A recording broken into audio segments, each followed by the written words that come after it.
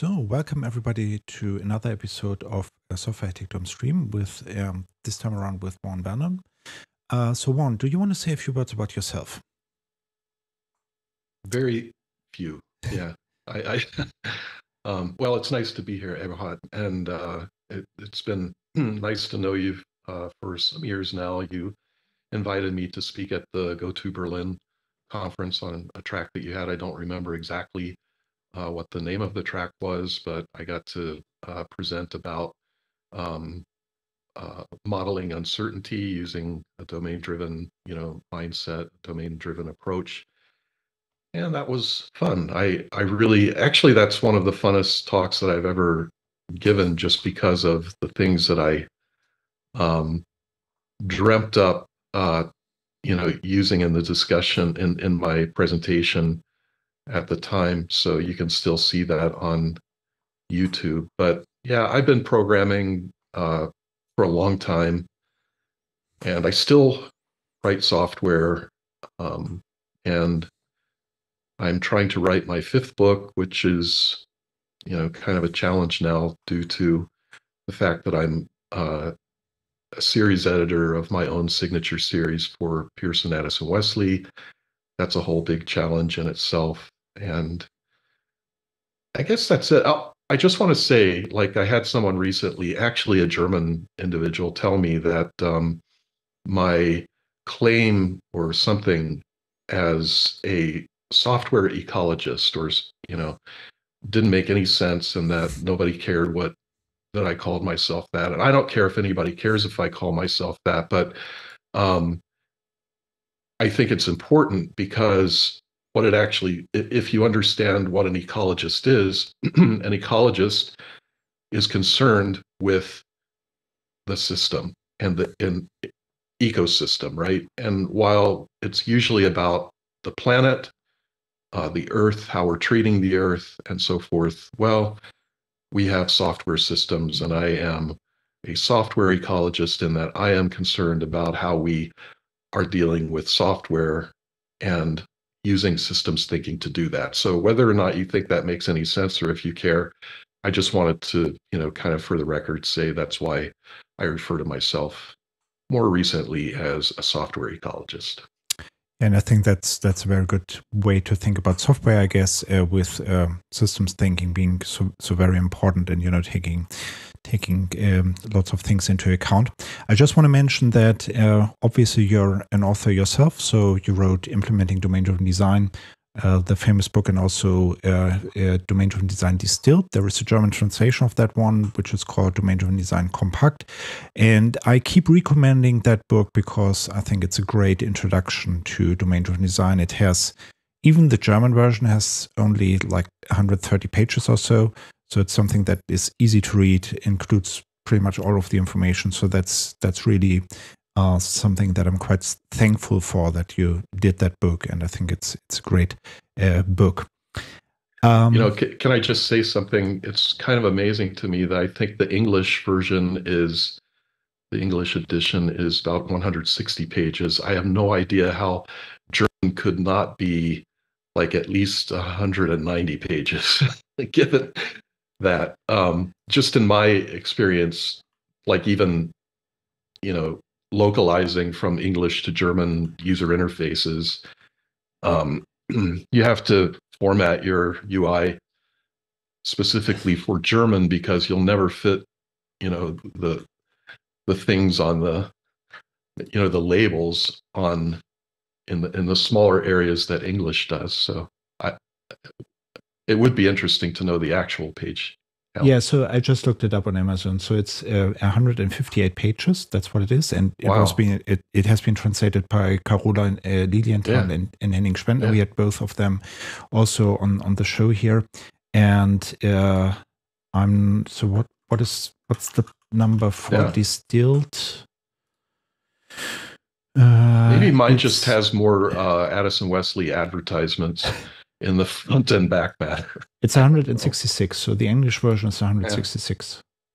Yeah, weird. Maybe a different font size then. Yeah, maybe. But I just want to say too that Carola and Henning, maybe you discussed this, but they're authoring or have authored actually a new book, which is first available in German, but will now be under my signature series, which is entitled Domain-Driven Transformation. Right? Yeah. Yeah, the one that talks about how to deal with legacy and how to transform that. Yeah, that's the latest book. And I just, sorry again, because these thoughts come up sort of organically, or they bubble up. So I'm currently reviewing Susanne Kaiser's book, and she also is in Hamburg, like Corolla and Henning, and her book is covering domain-driven design, Wardley mapping and team topologies, which is quite a subject. And I just received her final manuscript in broken into chapters. I've actually Right. had it for quite a while, but I've had this backlog of book reviews in my series to do, and I'm just now beginning. And as soon as I complete her review, my series editor review, then I will be reviewing Corolla and Henning's new book too. Yeah, just 1 second. Yep.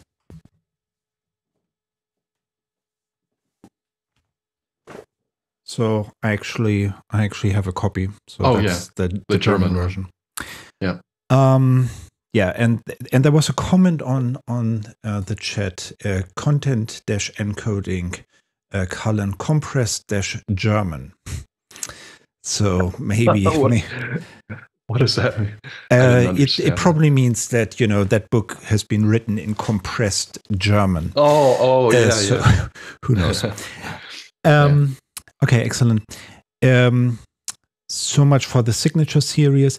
I will put a link to Carolas and Henning's book in the show notes, and the one by Susanne is not out there yet. I keep hearing great things about what she's doing with regards to Wardley mapping and these kinds of things. So I'm definitely sure it's going to be a great book. So that's another great thing. In my opinion, she, well, at least for what I have received in terms of training in Wardley mapping, she explains Wardley mapping better than anyone else that I've encountered. That doesn't possibly, I mean, I say that with a bit of reservation in that I haven't attended a lot of different Wardley mapping trainings, but Susanna has insights into those three topics to a degree that I think it's highly respected, her insight into those. Yeah. Yeah, absolutely. Great. So you said that what you really want to talk about today is ports and adapters. Well, one of the things, yeah. Yeah, so that's what you brought up in the conversation that we just had before. So, well, the stage is yours. Go ahead and tell us about ports and adapters. Okay, so I think that the reason that I keep returning to this subject is that, for one thing, Medium, I subscribe to Medium, and with all due respect to the platform that they have, the content that they push to me is just not very high quality, in my opinion. Sometimes I get some really insightful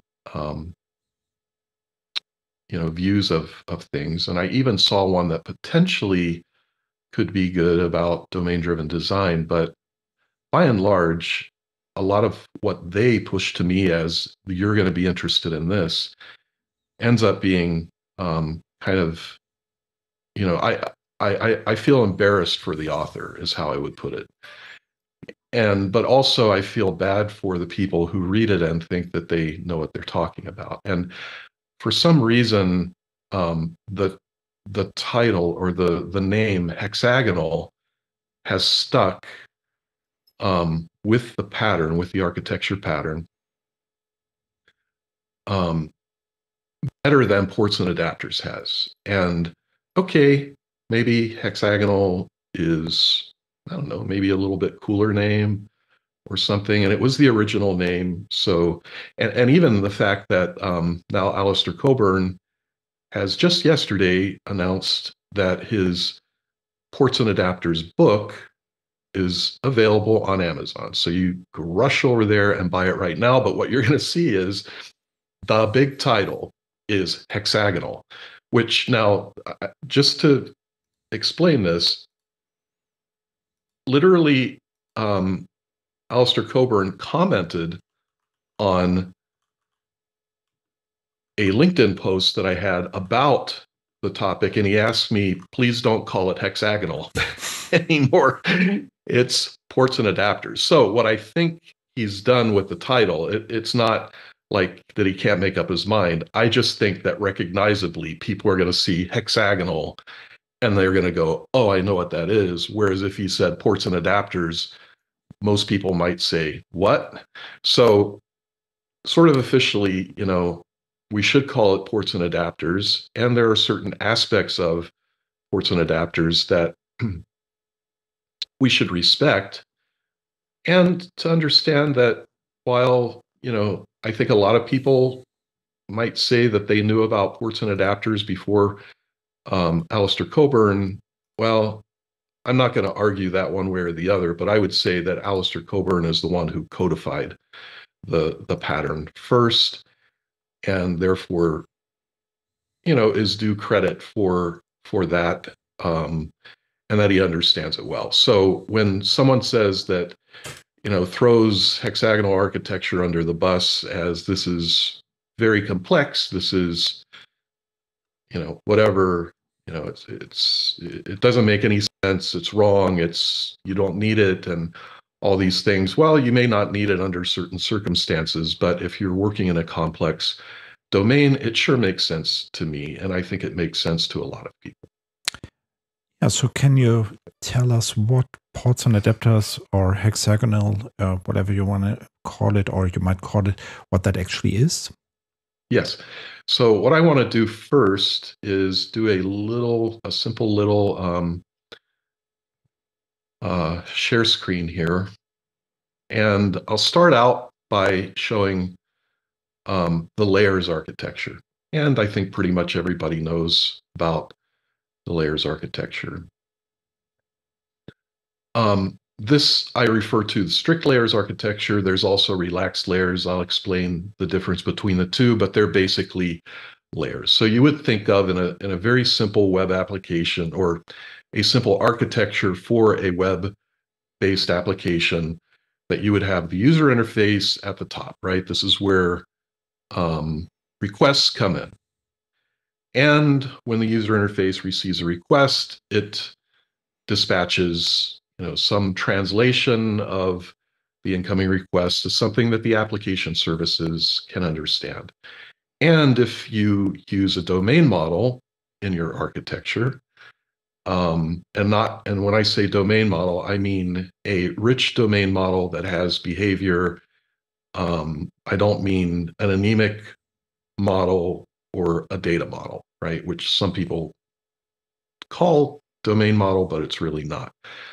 So a rich domain model, then you would have another layer under application services, and then you would have at the bottom what is typically known as infrastructure or whatever. I think that Eric even used these layers in his blue book. I think early on, maybe pages, I don't know, 70, 80, somewhere in there. I don't know why I even might remember that. He does show just a layers architecture, and this is, I think, similar to the names that he used. Well, one of the problems with the layers architecture in general is that you often have interfaces that are declared in a domain model or even in higher layers, but need to be implemented in the infrastructure. Technically speaking, they should not at least in the domain model, there should not be like this technical kind of influence in the model. And so if you are viewing layers architecture in the way that it should, as you can see there, this little label says that, okay, the impl class, right? Not that even I would use the name impl, but everybody seems to understand that. So the impl class of the interface that's in the domain model is pointing in the wrong direction. It is dependent. This makes the infrastructure dependent on the domain model, which is one level higher. And I think I use this very same example or something like this in my red book, the implementing domain-driven design book. So this is not like I'm saying something earth-shattering, but just to make the presentation clear. I would like to repeat that. And by the way, it could be a repository interface, or it could be a technical implementation of a domain service. And the reason for a technical implementation of a domain service is because you probably want to use it. You may use a domain service as an anti-corruption layer. So you want it to look like part of the model, but because it has some heavy lifting, it's going to be implemented, at least the technical parts of it are going to be implemented in the infrastructure. Okay, so I hope this makes sense as a setting. The only difference between strict layers and relaxed layers is that with relaxed layers, any higher level layer can depend on any lower level layer, whereas in strict layers, any higher level layer must depend only on the layer directly below it. And you can read about that in the POSA 1 book, or Patterns of Software architecture, I believe. Software architecture, yeah, which is Frank Bushman, yeah, that's him. Yeah, Bushman, and I'm sorry, I forget the other authors, but I've met Frank, so yeah. Okay, so here we are. And what do we do about this? Well, okay, in my red book, I explain that, first of all, you can simply switch to the to using the dependency inversion principle of Solid. Okay, I'm not judging Solid here or anything, but dependency inversion principle, I think, is an important way of viewing architecture, which basically means that you take the infrastructure layer and you move it to the top. And now the infrastructure layer can depend on interfaces that are, declared below it, right? Defined below the infrastructure. And that is just the basics of dependency inversion principle. Now, after you have that mindset, and let me show you just how super complex ports and adapters is, right? This is the colossally complex ports and adapters architecture, aka hexagonal. And as you can see, it's really not colossally complex. I think that what's happened is that hexagonal ports and adapters has been seen as a kind of catch-all for various technologies, such as I was told actually that in a certain region or country in Europe, I won't name any names in English, but it's España, in a certain language, and that they have sort of said, well, or I won't even say ports and adapters because they only refer to it as hexagonal, or the people that I've come in contact with about this topic. And they've conflated this very simple concept to mean that you have to support Kafka, you have to support Docker, you have to support Kubernetes, you have to support streaming, you have to support, like just it's become this kind of like catch-all of like a technology bucket, when in fact, technology should be at the, if you will, just for 1 second, I just want to say the outside layer or the top layer. If you are viewing this from the dependency inversion principle in a layers architecture, that is the difference that primarily ports and adapters introduces. It says there's an outside and an inside. And Alistair Coburn also asked that I not use the term layer when referring to the ports and adapters architecture. You can go to a LinkedIn post where he comments on that. I don't know, it may have been 6 months ago now. He actually thanked me in the midst of all the controversy and everybody's, flame wars and everything going on about how, nobody needs hexagonal architecture and so forth. But he thanked me for writing such a clear post about the real meaning of the architecture pattern. So this is it. You have an outside, so I'm not going to refer to layers from this point forward. You have an outside and you have an inside. On the outside are your adapters, okay?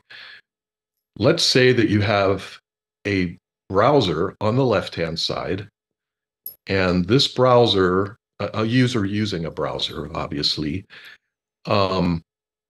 makes a request to this service or application, whatever, however you'd like to refer to it, but there's a way to handle that request. And let's say that the browser uses REST, of course, or some form of RESTful, right? And it so it makes this request, say it's a post request. So you're going to have a controller, or what some people like now to refer to as endpoint, because somehow that, is better than saying controller. I don't know. But anyway, I'll just say controller or endpoint, or even a message listener. So there's some kind of adapter that is sitting there, and it is receiving stimuli from the outside, right? And this, by the way, on the left-hand side is known as the driver side. And as you can see, if there's a user at a browser, they are driving the application to do something, right? So you've got this control. Let's just think of controller. We have a controller sitting there. I think everybody sort of is familiar with MVC, although I think, model view controller, although I think that's not a popular thing to say anymore, MVC. But anyway, we have a controller. If you really need to call it an endpoint, call it an endpoint.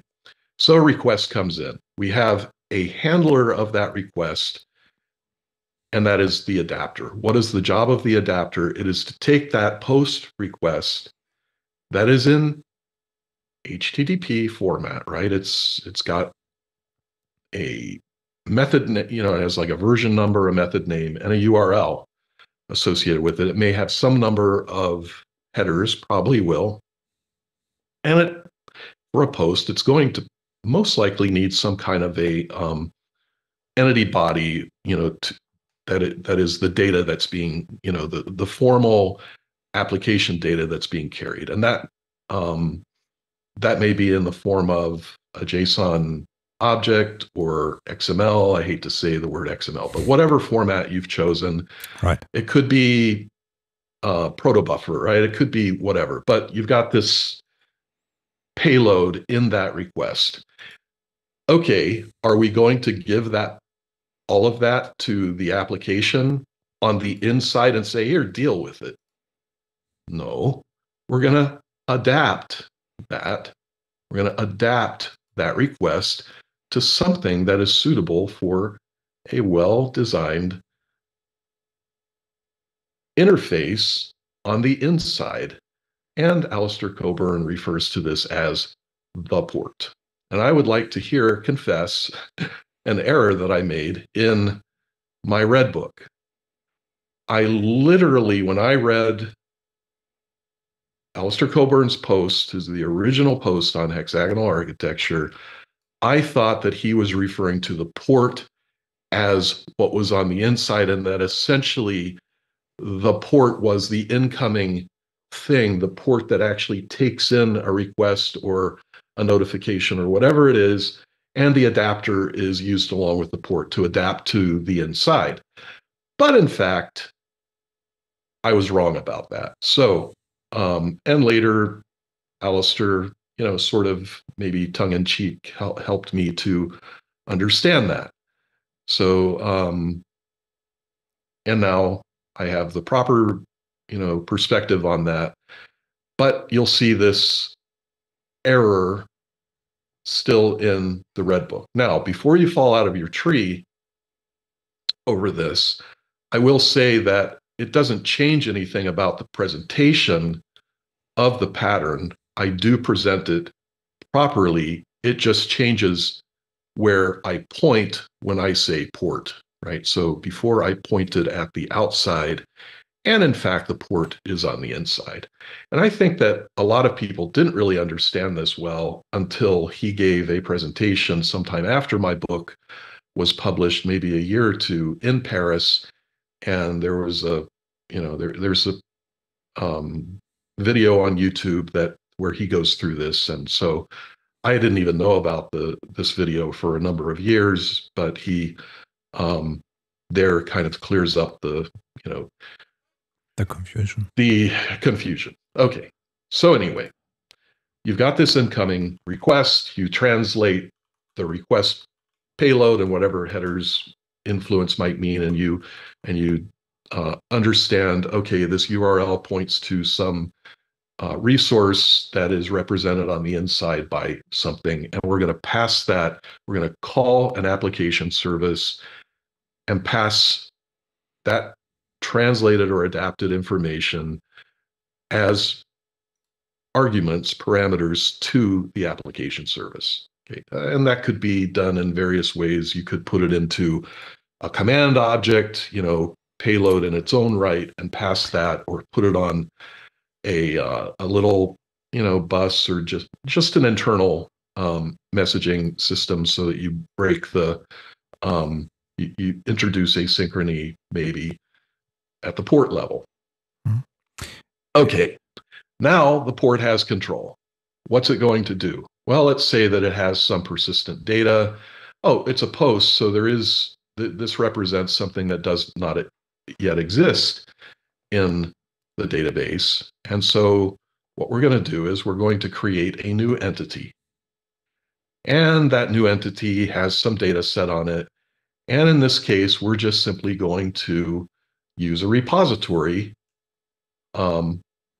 to persist that new entity to the database. That's another adapter. So a repository implementation is the adapter. So if we just roll back quickly to the infrastructure down here, right? That is this implementation right here. And let's just say that the interface that is defined here in the domain model is a repository interface. Okay. So when the port uses the repository interface that it no doubt has here, let's say handed to it as a part of its construction. So you use the framework called new, and when you create the application service, you hand it the repository. How do you do that? Well, you can do that because the outside has that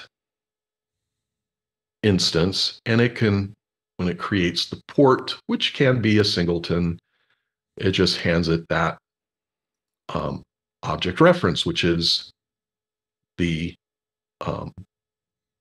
implementation actually of the interface, but the inside only knows about the interface, but the outside knows, oh, well, it's an instance of this implementation over here.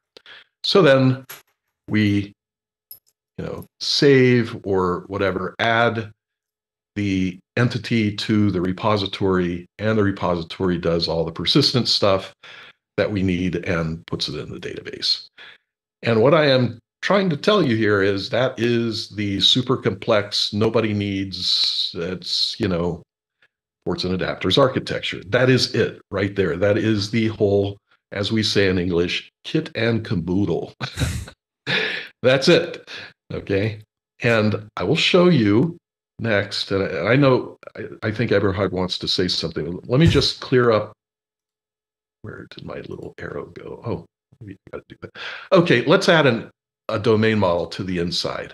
So the port is still on the inside, but we're separating the application service from the domain model. And now the application service is not, let's say, a transaction script, which we probably, let's just say here that if we see nothing else than what is here, maybe we have a transaction script kind of thing, or just, it's populating some anemic, data model object and persisting it, right? But here we have actually a domain model, and still the port is, given parameters to a method invocation on the port, the application service, and the port is going to use the repository. And let's say in this use case, right, that we do have an existing entity in the database. So the port is going to first read that entity through the repository, and it's going to get the model object back, that entity, and then it's going to tell the model object to do something using rich behavior, not set properties or attributes on it, individually on its own, on behalf of the user. Instead, it says, model, do this, and then the model takes care of setting whatever it needs to set on its own state, and then the port uses the repository to put it back. Again, this is the super complex, crazy difficult ports and adapters, or hexagonal architecture. This is it. That's it. Okay. And I know you want to say something, Eberhard, so go ahead. Yeah. So I think the interesting point that you're making is that after all, it's not that different, or in terms of complexity, it's not that different from layers, but it has some benefits. As you said, you now have a common abstraction for both the UI stuff as well as the infrastructure stuff. It became basically one in a way. And one thing, not sure whether you agree on that, but I think one of the biggest benefits is easier testability, because now you can exchange the adapters to something that you do during tests. And that's one of the most significant points that I think is made in the original blog post. Now, Alistair Coburn redesigned his blog site, or his, I just think it's called alistaircoburn.com or something. And anyway, it has a little newer look and feel to it than the older one, but I think the content of the blog post is still the same. So you can go there, and what you will see in some of the comments, and I think that Robert C. Martin made a few comments and some others, but yes, testability is a very important part of this. You can test every single part of the architecture, the outside and the inside, and even separate parts of the inside, such as the port or application services and the domain model. You can test all of those in isolation, right?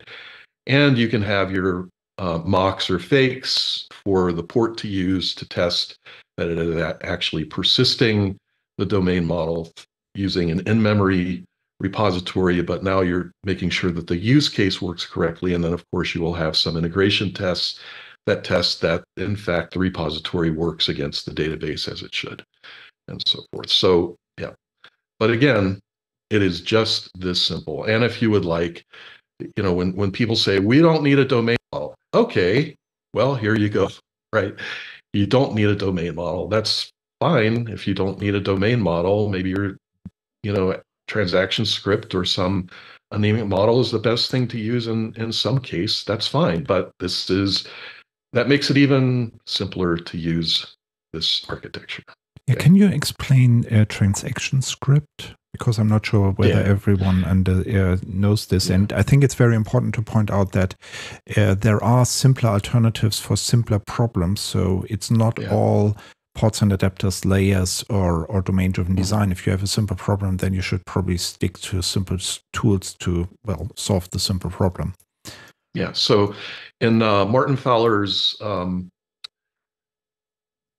Patterns of Enterprise Application Architecture, right? This classic book that is now at least 20 years old, maybe more than 20 years old, and still like probably the bestseller under its category. Is probably like, if you look at Amazon, it's probably, if it's not number one, it's probably 2 or 3 or something, but it's often number one in its category still after so many years. Well, he discusses 3 major patterns that I would say are application patterns that introduce some architecture specifics. One of those was transaction script, or is transaction script. And a transaction script is basically just kind of the way it sounds. You start a transaction in your application service method.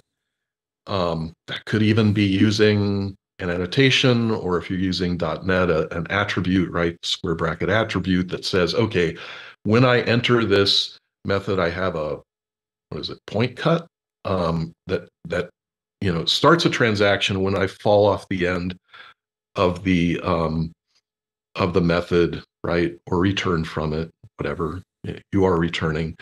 I'm going to commit that transaction. And if there's a problem and the programmer or the method throws an exception, then I'm going to roll back that, right? So you don't even need to have a, coded, begin, transaction.begin or session.begin, whatever it is, and session commit or connection commit, whatever it is. But in essence, in between where the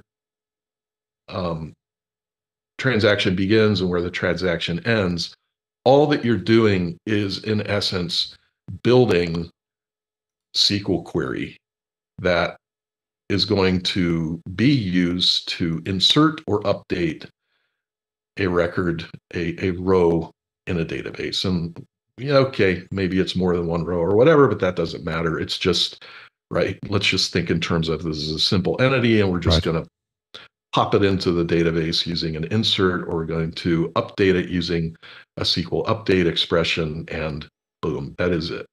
So if you're using JDBC, you would use a JDBC connection in its simplest form. If you are using .NET,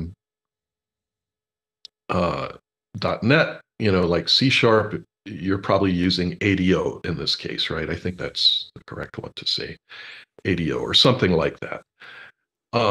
You could also use Hibernate or JPA, whatever you like to refer to it these days. And you could use Entity Framework or whatever, but that's not really the initial idea of transaction script. You are literally just using simple SQL expressions or statements to interact with the database directly. That is transaction script. And I find it interesting. I mean, because you wrote all the books about DDD, and that you mentioned that pattern, which is actually quite old, and is one of the tools that you sort of recommend for specific challenges. So, yeah, I think that's great, and I agree totally. Yeah, and for what it's worth, most patterns are really old, and there are patterns that are way older than Martin's patterns. But like that's the whole point of patterns, right? You just keep using them in different ways, and it's really sad that for some reason the newer, I don't know if you want to refer to this as generation of software developers or engineers, have kind of thrown out patterns as, yeah, another thing that isn't useful, too complex, don't make sense, whatever they've categorized those. It's really sad because what they're going to do is they're just going to learn after they make a bunch of mistakes that, oh, yeah, well, let me invent something that solves that. And all of a sudden they've got these patterns probably that have different names and maybe not even called patterns because, of course, they can't use patterns, but they have recipes or they have, whatever it is that they're going to name those. And probably by now already are, because this movement sort of started, as I saw it, maybe 3, 4 years ago. Seems like around pandemic time when everybody was going kind of crazy um, during the early days of the pandemic. So maybe that was just part of the crazy that was going on. But anyway, yep, pretty simple stuff. Yeah. So, shall we switch subjects, or do you? Well, one more thing, Yeah. and this is probably where people's mind, says is going to say, "Oh, that's complex." Okay, what I'm going to do now is I'm just going to go from this really simple concept to just introducing more kinds of adapters. Okay. And because I'm going to introduce more kinds of adapters does not mean that you need all of these adapters. But with this particular diagram, this presentation that I will transition to next, oh, that's why I shouldn't use hexagonal. That's why no, it's just, right? Like, this is not born in one day. It's not born in 1 hour, right? This is just simply saying, okay, at the driver's side, I have a browser. At the driver's side, I may have a mobile app too. At the driver's side, I may have some kind of messaging mechanism, such as Kafka, but doesn't have to be Kafka. Could be RabbitMQ, could be AWS, SNS, SQS, could be Azure Message Bus. It could be, just keep listing other kinds of messaging mechanisms. And it's delivering notifications to us. And in this case, it happens to be domain events. And we may just have another bounded context or some kind of service or whatever it happens to be, making command requests directly to our bounded context. And what I have here are 4 different kinds of adapters, right? Because we have 4 different kinds of incoming driver stimuli, right? Happening. But notice, and this is a real strength of the ports and adapters architecture. We don't have 4 different ports or 2 times 4 different ports, right? Which you could imagine, oh, well, we need a different application service for browser users. And we need a different application service for mobile users. And we need a different application service for incoming domain events or other kinds of notifications. And when some bounded context makes a request, we're going to need yet another kind of port for that. And so we have 2 ports here, which really doubles, right? Or quadruples. So we have 8 different ports. No, that's the whole point of the adapter. The adapter adapts to whatever the port says is available as a behavior, right? An action of some kind in the application service layer. And now the same domain model that is used to handle the browser is also used to handle the mobile, the Kafka, the messaging, the gRPC or REST request incoming, right? Using an open host service. There it is. And then on the outside, well, we're using CQRS in this case, so we have a projection adapter. This projection adapter is projecting domain events and maybe even full states of entities as views into a query model, or as CQRS people for some reason like to call it, the read model that you query on. I love that. You have a Postgres repository adapter. Doesn't have to have the word adapter on it. It's just some kind of Postgres repository. As you can see, because it is, positioned in a higher outside area of the architecture, it can have a dependency on the interface declared in the domain model. And the same with this anti-corruption layer implemented in gRPC in this case, right? Is implements the domain service interface that's here, and then we have other entities which you can call aggregates if you like. And in some cases, your domain service will not have a technical implementation. It's just business logic that happens to do some work that then is going to be put, then an entity is going to be used to with rich behavior to do something about what the domain service did at a higher level. Maybe this is the some kind of a policy or anyway, whatever it happens to be, I don't know. Forgot. Yeah. I've just dropped the word, but anyway, sorry. But yeah, No so then we have these sort of equal kinds of implementations of adapters on the outside. This is a Kafka adapter that is putting domain events on a Kafka topic, right? And so forth. So, it's just the same pattern over and over and over again. So whatever you see here and whatever you see here is just repeated. And you may or may not need this many different kinds of adapters on either side of this. But actually, it's easier because there is one port that is, as you said, implemented by multiple, or is implemented or used by multiple adapters. Yes. So therefore, it makes a lot of sense, and or is conceptually at least easier.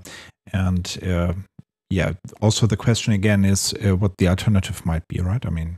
Yeah. That's so what I would ask is if you see, whether you're watching it now or whether you see it later, please help Eberhard to distribute this globally everywhere, pollute the entire planet with this beautiful ecosystem, right?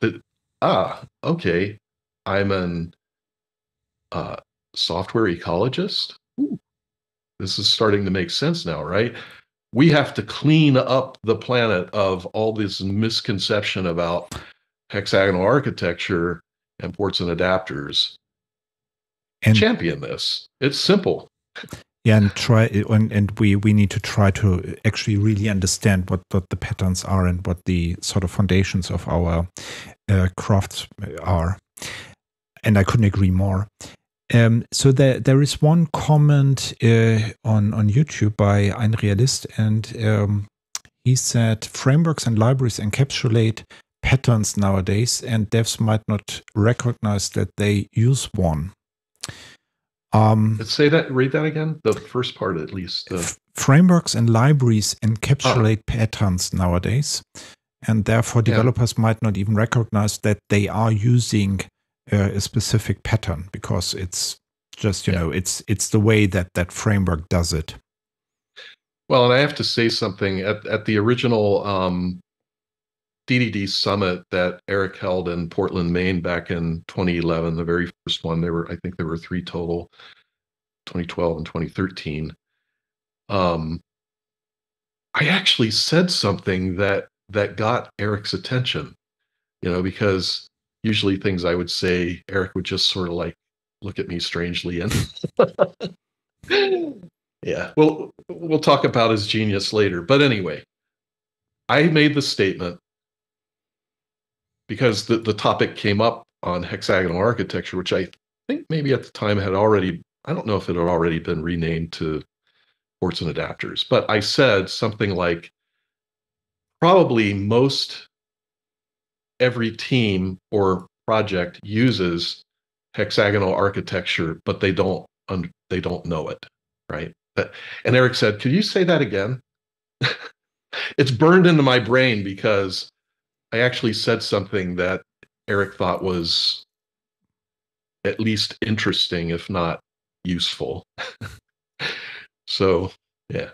Um, But what is your take? So is that really something that you see out there, that people are using a framework and therefore they are using some pattern that they don't even recognize? I mean, with ports and adapters, I wouldn't know. I'm not sure whether there is a framework that has that problem.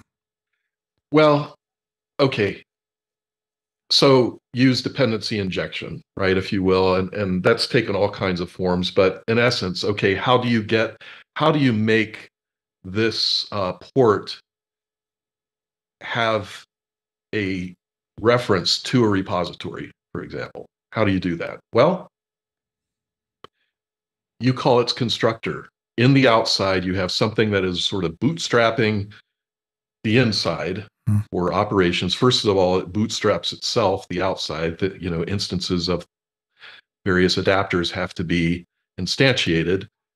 And then you call a constructor. And if you happen to use an annotation to call the port constructor with the repository implementation instance, boom, it gets injected, right, via the constructor.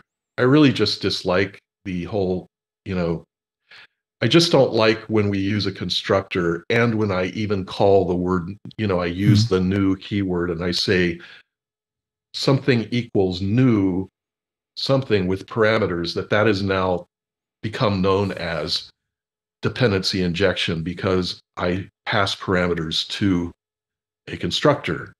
That's only happened because of inversion of control containers, and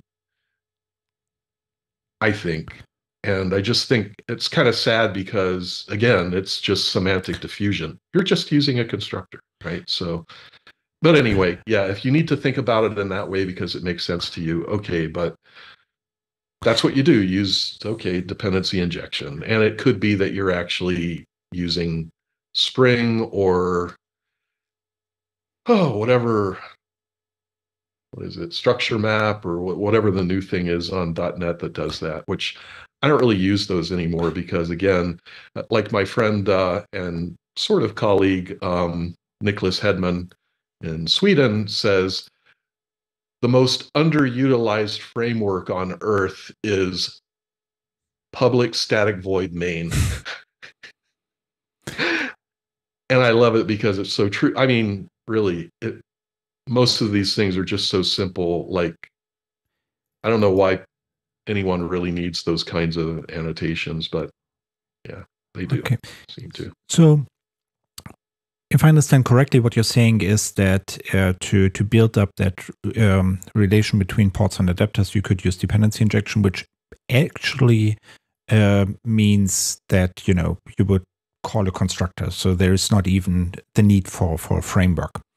Yes. But the original question was, frameworks and libraries encapsulate patterns, Well, I think so that people yeah. wouldn't understand the patterns and wouldn't recognize that they are there.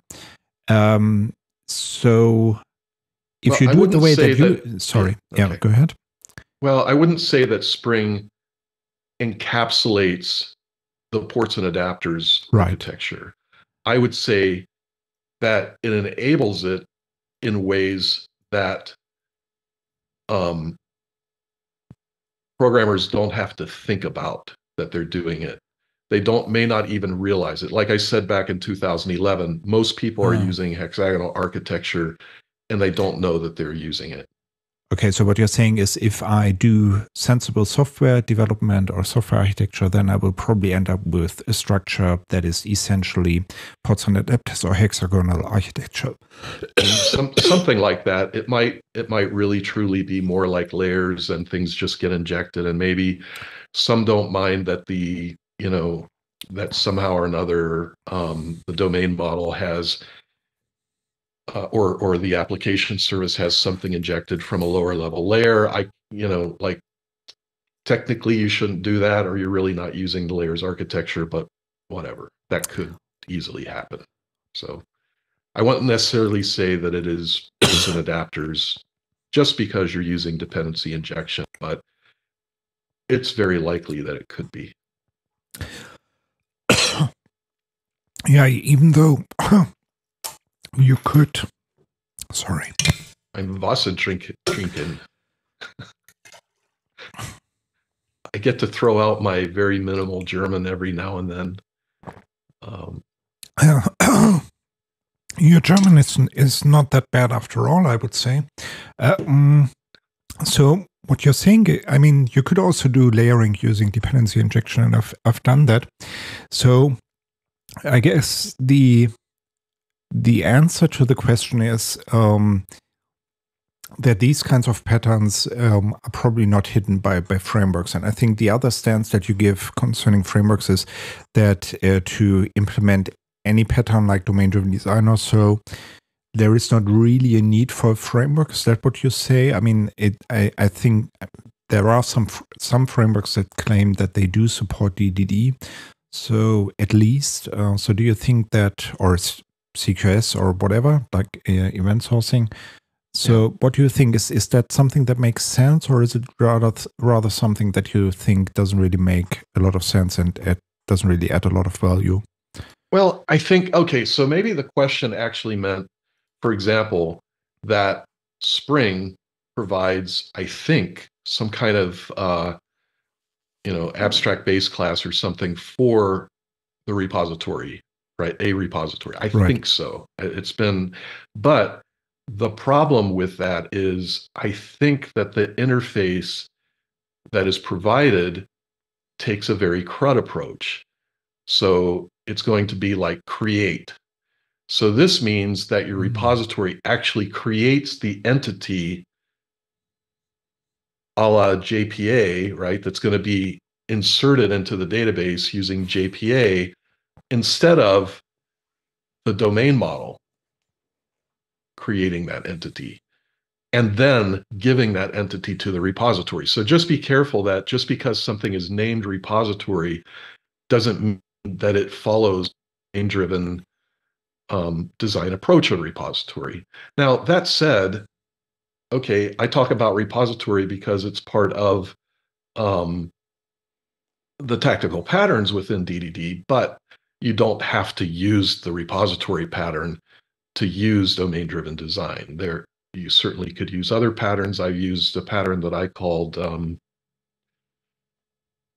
it was just object store. Because I just like thinking of an object database and, abstractly the object store was an object database, but underneath you were just using a relational database like everybody did 15 years ago. But, so and Udi Dahan doesn't, or I don't know if he still doesn't, but he at one point didn't like the repository pattern, and he would use, I think he would just use like, I don't even remember, but in other words, he didn't necessarily use the repository pattern. At least, again, this was probably 10, 12 years ago. So maybe he does something differently now, but you don't have to use the repository pattern. But if you are using a repository pattern, I would suggest that you look into using a domain-driven tactical pattern view of a repository rather than a CRUD, what is it, data access object or whatever. I don't even remember the terminology exactly, but where in essence the repository has business logic in it, right? Okay, yeah. That makes some sense. So ein Redist who asked the question or gave the comment concerning frameworks and library just said a few minutes ago, Vaughn described it better, so that was good. There is one other question by Udi L. and or comment, and he said, what I'm missing on that diagram, so the one that we are seeing right now, are the application services. But they're right here. So actually, inside, the big word inside, if you look here, application layer, the ports are the application services. Okay, I see. In this case, yeah. And in a case like this, the application service is the only thing there in essence, and it is maybe using transaction script. Okay. And he continues and said, but especially these are often a point of confusion within my dev team. But then I think we answered that question. Yeah. Read my red book, please. Just remember that I point in the wrong place for port at that time, but I still have application service right there. So, but yeah, this is what you need to know. And Astrid Sawatzki on Twitch said, so sort of translated my comment to you, because she said, not that bad, it's a German high praise. And I agree. I'm actually from northern Germany, and that's even more than a high praise if you come from that part of the country. So I was trying to say that your German is very good, actually. So that was what I wanted to say. I'm afraid we are even a little bit over time already. Oh. Well, I wanted to talk about, well, it's up to you, but you have Abendessen maybe, or so what something. Did you want to talk about? I wanted to talk about AI. We had that little discussion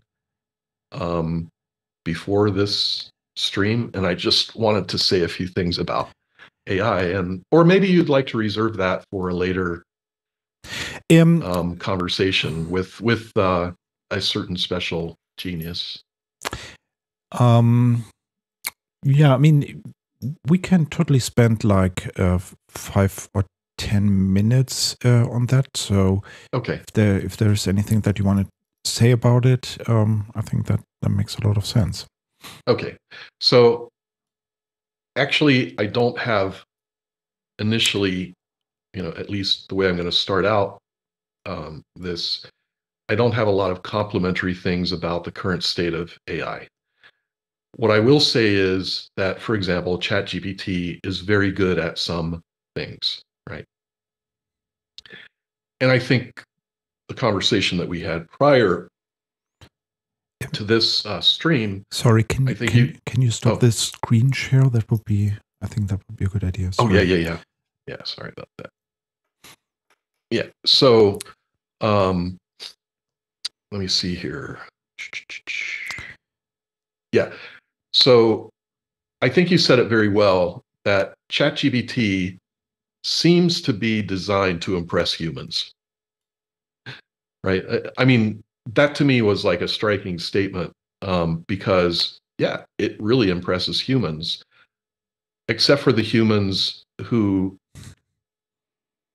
are trying to do something complex with it, and they find out later that it was a complete hallucination and complete nonsense, but was plausibly, remarkably amazing, right? It's just like you read this outcome. For example, okay, I need some marketing material for my website. I type up something, I type up a paragraph, and we need something very striking. And maybe we need it to have a corporate sound, or maybe we want to have a hip sound, or maybe, whatever it is, flavor to it. And we go to ChatGPT and we say, okay, give me 3 different renditions of this paragraph in corporate speak, right? Whatever you say to it, your prompt. And it returns, like some really good answers to that paragraph. And it's like, okay, now you just choose the one that you like best, or maybe you ask for a few more, whatever. I don't like too many options. Just give me the 3 best that you have. Okay, that's impressive. Or go to ChatGPT and ask it what domain-driven design is. I think you'll be impressed that it understands at least, the high-level definition of domain-driven design, relatively good, relatively well.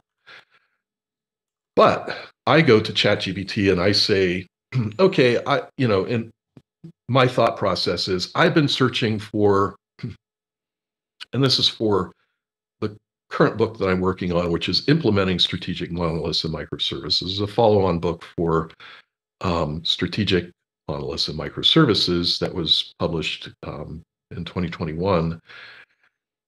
I'm looking for an example of calculating risk and calculating rate for automobile insurance, right? I need to model this in an accurate way. And so I scour the internet and I find here and there, like some things, but I really don't find a suitable, simple algorithm. Not even simple, right? I mean, simple in that I can read it, understand it. Um, I really don't find anything useful. And by the way, if anybody finds anything really, truly useful that's understandable, contact me and let me know. So I finally say, and I had sort of sworn to myself, I will not use ChatGPT until, whatever. And I said, okay, I give up. I'm going to ask ChatGPT. So I start out with one simple prompt, provide an algorithm that calculates risk and rate for auto insurance. Boom. And I'm reading this and I go, wow, this is amazing, right?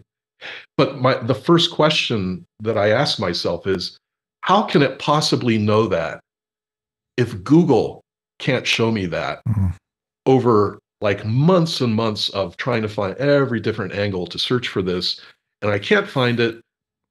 Google can't find it because Google can't find it, and yet ChatGPT knows, right? GPT-3, maybe, or 4 at the time, I don't remember, knows it. And I say, well, okay, I'm going to say that, maybe they have some kind of access into a defunct insurance company, something or another, right? Whatever. And they know this because they've gotten the information. And then I prompt, another prompt and then another prompt. And it just keeps impressing me. It's just like so plausibly not only believable, but amazing, right? And I'm like, wow, I hit this gold mine. So then I say, what I'm going to do is I'm going to now contact an author in my signature series, Joe Emison, because he is co-founder and CTO of an insurance company. And in fact, they have some really cool, it's called Branch Insurance. You can find it online, I'm sure. And I brag about Joe and his insurance company a lot because they're doing really cool things. I won't explain it now, but I forward this information to Joe and I say, look at what I found through ChatGPT. And I don't think it took him 30 minutes to reply. And he said, throw out that trash. And I'm using trash as, a fill in the blank, well, a replacement for what he really said. And he said, that has nothing to do with anything. It was just, in the nicest terms possible, it was just a complete hallucination, right? But it was impressive. And that to me is the danger of AI right now, is we think that it can help you do things that it really probably is not safe to conclude that it can help you with. And you may not know that because you don't already know the answers and you don't know anyone who does know the answers. And I just want to say that in the United States, there are at least 2 lawyers who submitted cases to trials, right, to the judge and used ChatGPT. And the cases that they submitted were complete. They did not exist. There was no history. And I heard that one of the lawyers at least got disbarred. I don't know if that's true, but I do know in my own searches, I found that they both had to actually face trial themselves before, like um, the legal bar board, whatever that's called, the legal board, and I think they were at least fined heavily for it. So be careful, right? You could be dealing with financial thing, like I was with insurance, even if it's just for a book, try to be, make sure it's accurate. Or you might be dealing with someone's life, right? Be very careful with this stuff. Yeah, and I would like to second that, however, and there was a comment on the chat. So Unrealistic said generative AI just remixes the learning set. It mimics intelligence to someone who does not know how models work. Function of the training set is the ceiling of what the model can respond to. And and continues to say there is not the intuition that is required to make it intelligent. Having said that, I would argue that, as you said, I mean, for specific things like modifying text, it's very useful, and it does things that I never thought would be possible. So I'm still impressed, but I think being careful is a good point, and in particular because it really seems to be optimized. I have the impression that there was some kind of what do you want to call it, like user test or so, where people would judge the responses by ChatGPT, and it was optimized for being for giving the impression that it knows stuff. And for example, it prints. I mean, I just asked it about DDD, and actually the answer isn't that bad, but it's also quite long. So one of the things that it does is it just provides lots and lots of stuff. It doesn't provide like one sentence. It provides lots of stuff because that convinces you that it's more useful. And we had that episode where we would have ChatGPT try to create an architecture. And eventually we found out that the original requirements document wasn't really taken into account for coming up with the answers to our questions. Because there is just so much stuff that it can have in mind. Still, the answers were nice to read and seemed like they are not that bad.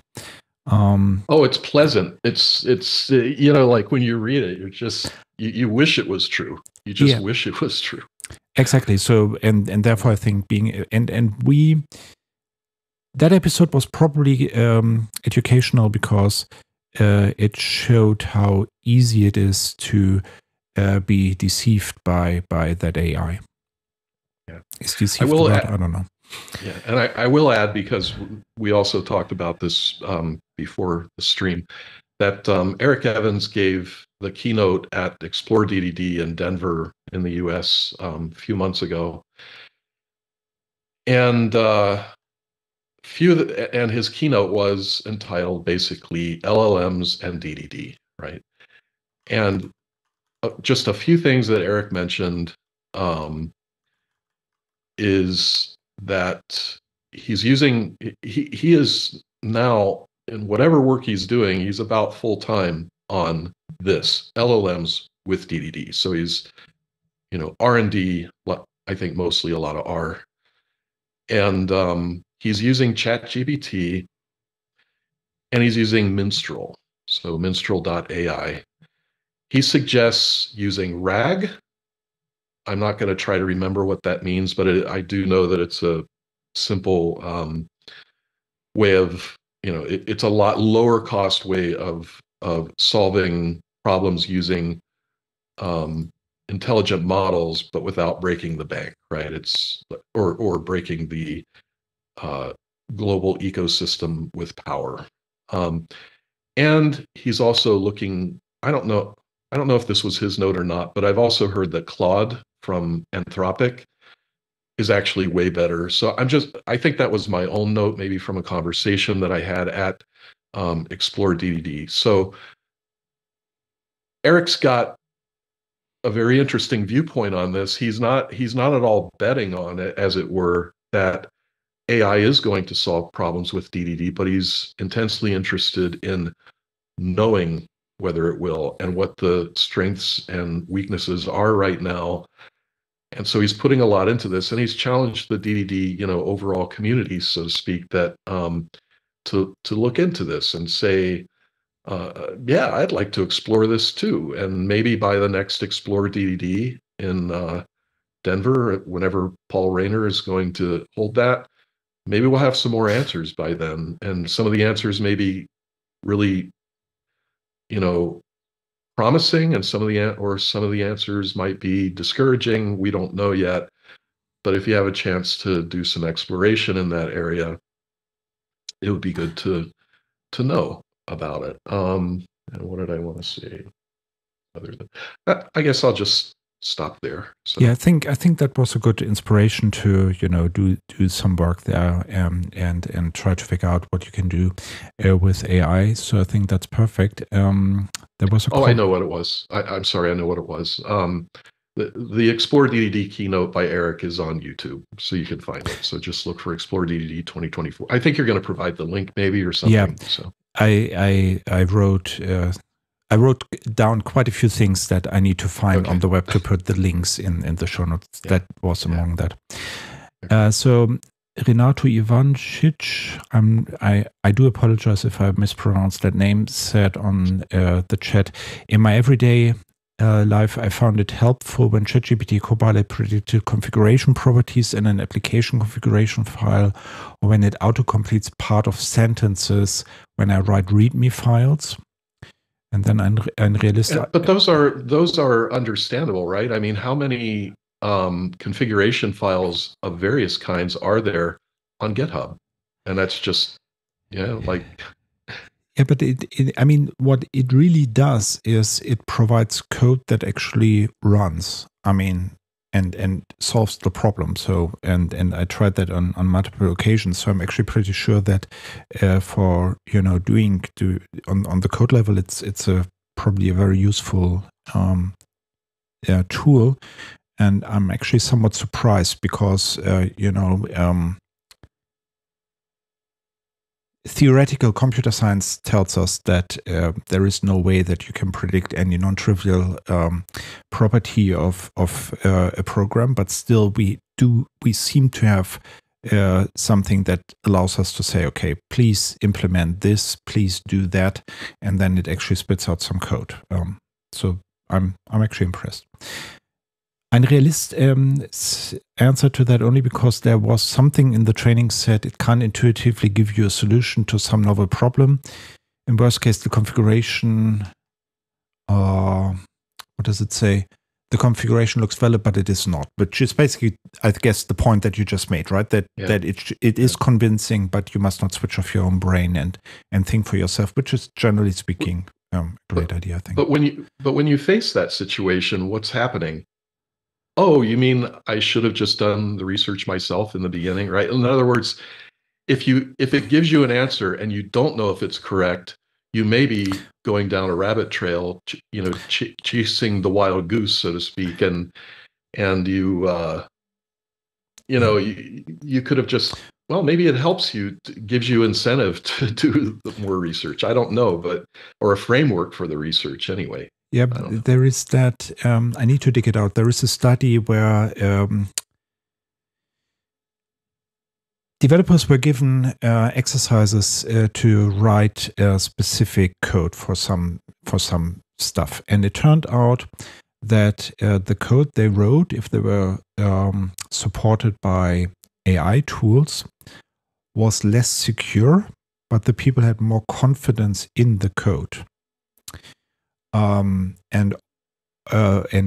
it was code that was clearly meant to solve some security problem, like encrypt a file. And obviously, you need to get that right, because if you don't do it right, then you're sort of missing the point. And I found that quite interesting. And I think as you said, the point is that the other people would probably use Stack Overflow and try to figure out what it actually says there and try to understand that, while the other ones are probably just relying on ChatGPT and are thinking, well, this will probably be correct, and then you end up with that situation. That's somewhat worrisome, of course. Okay, thanks a lot. Thanks a lot for being here. Thanks a lot for all the knowledge and answering all the questions. I hope you have a great day. And as I said, oh no, I didn't say that. So we have another episode on Friday in German, I'm afraid.